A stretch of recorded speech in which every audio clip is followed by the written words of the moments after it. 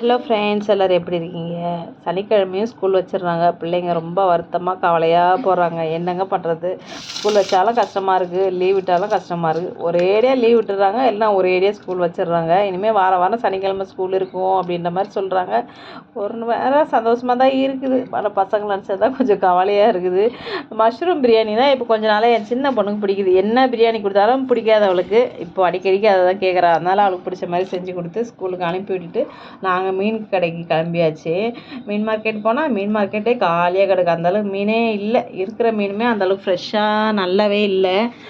அதனால் ஜிலேபி மீன் வாங்கணும். ஜிலேபி பாருங்கள், நல்லா செம்ம ஃப்ரெஷ்ஷாக இருக்குது. மீன் எப்பயுமே அந்த செதில் கண்ணை பார்த்து தாங்க வாங்கணும். அப்போ தான் மீன் நல்லாயிருக்கும். ஏதோ போனோமா, ஏதோ மார்க்கெட் போகிறோம், விலை கம்மியாக இருக்குது அப்படின்ற மாதிரி வாங்காமல் அதில் எது நல்லாயிருக்கோ தேடி தேடி தான் வாங்கணும். இல்லைனா ஏமாற்றிடுவாங்க. சூப்பராக 2 கிலோ ஜிலேபி வாங்கணும். 4 மீன் தான் நினச்சேன், அதுவே 2 கிலோ வந்துருச்சு. அப்புறம் அந்த பறவைச்சாலை, கோலா இதெல்லாம் வறுத்தாலும் நல்லாயிருக்கும், குழம்புக்குமே நல்லாயிருக்கும். இதெல்லாம் இப்போ வர ஆரம்பிச்சிருக்குது. ஆனால் அந்தளவுக்கு ஃப்ரெஷ்ஷாக இல்லை.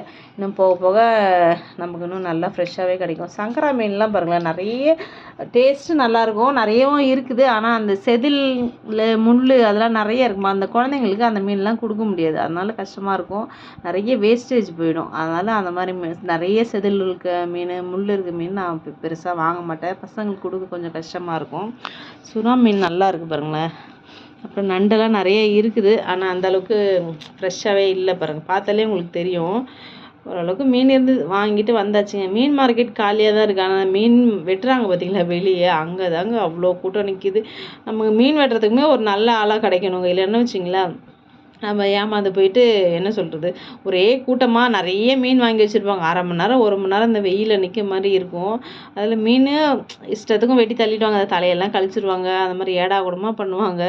கொஞ்சம் பார்த்து நிதானமாக கொடுக்கணும். இன்றைக்கி மீன் வெட்டி கொடுத்தாலும் ரொம்ப சூப்பராக வெட்டி கொடுத்துட்டாங்க அந்த அண்ணா. வெளியே வந்தால் இந்த பால் செம்மையாக கிடைக்கும். ரொம்ப நாளாக நான் வாங்கணும்னு நினைப்பேன், நல்லா இருக்குமோ நல்லா இருக்காது. ஏன்னா ரொம்ப நாள் முன்னாடி சாப்பிட்டது. சரி வாங்கிட்டு வந்தேன், நல்லா தான் இருந்தது. எப்படி சர்க்கரை பால்லாம் போட்டு ஊற்றி சூப்பராக இருந்தது. ஈவினிங் ஸ்நாக்ஸாக அதை வச்சு கொடுத்துட்டேன் பசங்களுக்கு. மார்க்கெட் தாண்டி வந்தோடனே ஒரு ஆக்சிடென்ட். அம்மாவும் பொண்ணும் பைக்கில் போய் எப்படி விழுந்தாங்க அதை பார்க்கல. விழுந்திருப்பாங்க போல், நல்லா அடிப்பட்ட மாதிரி தெரியுது. ஆல்ரெடி அந்த பொண்ணு தலையில் பெரிய கட்டாக இருக்குது. ஆஸ்பத்திரி போகிறாங்களா என்னமோ தெரியல. ஆல்ரெடி அடிபட்டிருக்கு. ஒரு ஆட்டோவில் இந்த மாதிரி எதுலையா போயிருக்கலாம். பைக்கில் போயிட்டு விழுந்து பாவமாக இருந்து பார்க்கவே. எல்லாரும் ஹெல்ப் பண்ணி தூக்கிட்டு விட்டுட்டு இருந்தாங்க. நல்ல விஷயந்தான். இருந்தாலுமே கொஞ்சம் கவனம் தேவை அப்படின்ற மாதிரி இருக்குது. நம்ம பார்த்து பத்திரமா போனாலுமே பின்னாடி வந்து யாராவது இடிச்சிடுறாங்க. ஏடா கூடமாக பைக் ஓட்டுறாங்க. அதுவும் இந்த காலையில் ஸ்கூல் டைம்லலாம் பாருங்களேன், இந்த குழந்தைங்கள வச்சுக்கிட்டு லேடிஸுமே சரி வேகமாக கட கட கடன்னு போகிறாங்க. அப்படி என்ன அவசரம்? ஒரு எங்கேயா வெளியே போகிறோமா, ஒரு 5 நிமிஷம் முன்னாடியே கிளம்பி போங்க.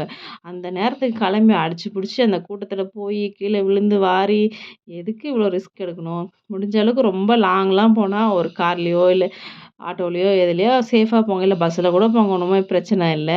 எதில் முடியுமோ சேஃபாக போக முடியுமோ அதில் சேஃபாக போகணும். அதை விட்டு ரிஸ்க் எடுத்தால் அந்த பொண்ணு தலையில் ஆல்ரெடி அடிபட்டிருக்கு. ஒரு ஆட்டோலையாவது போயிருக்கலாம். இப்படி போய் விழுந்து ஏற்கனவே அடி மேலே அடிப்பட்ட மாதிரி ஆயிடுச்சு. பாவமாக இருந்தது பார்க்குறதுக்கு. என்னங்க செய்கிறது? கொஞ்சம் கவனமாக இருக்கணும் அப்படின்னு நான் நினைக்கிறேன். நான்லாம் ரொம்ப லாங் போகிறேன்னா நான் வண்டியே எடுக்கவே மாட்டேன், எனக்கு பயம். அது பசங்களை கூட்டின்னு போனால் சுத்தமாக நான் ரொம்ப தூரம்லாம் போகவே மாட்டேன். பக்கத்தில் எங்கன்னா கடைக்கடி போயிட்டு வந்துடுவேக்காண்டி ரொம்ப தூரம்லாம் அது மாதிரி மெயின் ரோட்லலாம் ஓட்டவே மாட்டேன். இன்னுமே எனக்கு கொஞ்சம் பயமாக தான் இருக்குது. வீட்டுக்கு வந்து மீன் குழம்பு ரெடி பண்ணியாச்சு. எப்பவும் போல் தக்காளி வெங்காயம்லாம் அரைச்சி ஊற்றி மீன் குழம்பு தான் வச்சுருக்கேன். அதில் மாங்காய், முருங்கைக்காய் சேர்த்துருக்கேன்.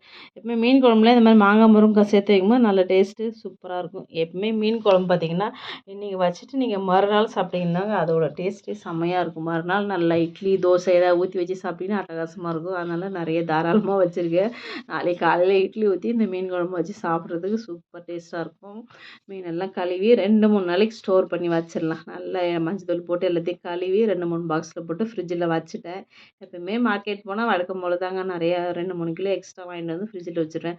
தலையெல்லாம் போட்டு குழம்பு வச்சுட்டு கொஞ்சம் துண்டை வறுத்துட்டேன். மீதியை தூக்கி ஃப்ரிட்ஜுக்குள்ளே வச்சாச்சு.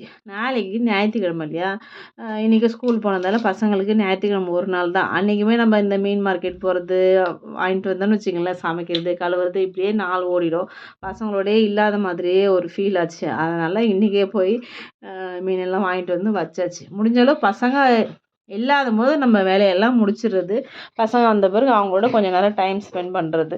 இல்லைன்னா பசங்களோடயே இல்லாத மாதிரி இருக்குது. அதனால் முடிஞ்ச அளவு நீங்களுமே பசங்க இல்லாதம்போது உங்களுக்கு டைம் கிடைக்கிற போது உங்களோட பர்சனல் வேலைகள், வீட்டு வேலை எல்லாத்தையுமே முடிச்சு வச்சுருங்க. பசங்க வந்து அவங்களோடயே டைம் ஸ்பெண்ட் பண்ணுற மாதிரி பார்த்துக்கோங்க.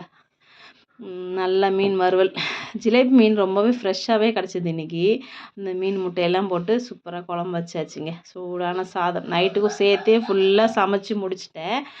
மீன் நான்வெஜ் எது சமைச்சாலுமே சரி உடனே கையோடு இந்த அடுப்பெல்லாம் துடைச்சி வச்சா தான் கொஞ்சம் நீட்டாக இருக்குது. என்ன தான் சுத்தமாக துடைச்சி க்ளீன் பண்ணாலுமே அந்த மீன் சமைச்சா அந்த வீட்டுக்குள்ளே ஏறும்போது அந்த மீனோட வாடை அப்படி வரதான் செய்யும். அதனால் முடிஞ்ச அளவுக்கு இது மாதிரி வாஷ் பண்ணி வைக்கும்போது கொஞ்சம் அந்த ஸ்மெல் கவுச்சி வாடை வராத மாதிரி இருக்கும். நல்லா சுட சுட சாதம், மீன் குழம்பு, மீன் வச்சு செம்மையாக சாப்பிட்டுட்டு ஒரு குட்டி தூக்கத்தை போட்டு பசங்களையும் ஸ்கூல்லேருந்து கூப்பிட்டுன்னு வந்தாச்சு. அந்த பால் சேமியாவில் சூடாக பால் காய்ச்சி கொஞ்சம் சர்க்கரையும் போட்டு சாப்பிடும்போது நல்லா டேஸ்ட்டாக இருந்தது. இந்த நெய்யிலையோ டால்டாலையோ அதிலேயோ பொரிச்சிருப்பாங்க போல், கொஞ்சம் வித்தியாசமான டேஸ்ட்டாக இருந்தது. நீங்களும் இது மாதிரி பார்த்தீங்கன்னா வாங்கி சாப்பிடுங்க. ஓகே ஃப்ரெண்ட்ஸ், எங்களோட நாள் இப்படி தான் போச்சு. உங்களோட நாள் எப்படி போச்சுன்னு சொல்லுங்கள். நீங்கள் குழந்தைங்கள வச்சுக்கிட்டு ஸ்கூலுக்கு அனுப்பிட்டு உங்கள் வேலையெல்லாம் எப்படி பார்ப்பீங்க? மறக்காமல் கமெண்ட் பண்ணுங்கள்.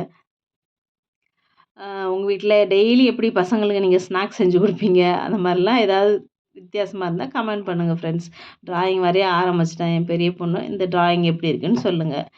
தாஜ்மஹால் யாருக்கு பிடிக்கும்? அதையும் மறக்காமல் கமெண்ட் பண்ணுங்கள். Okay bye friends.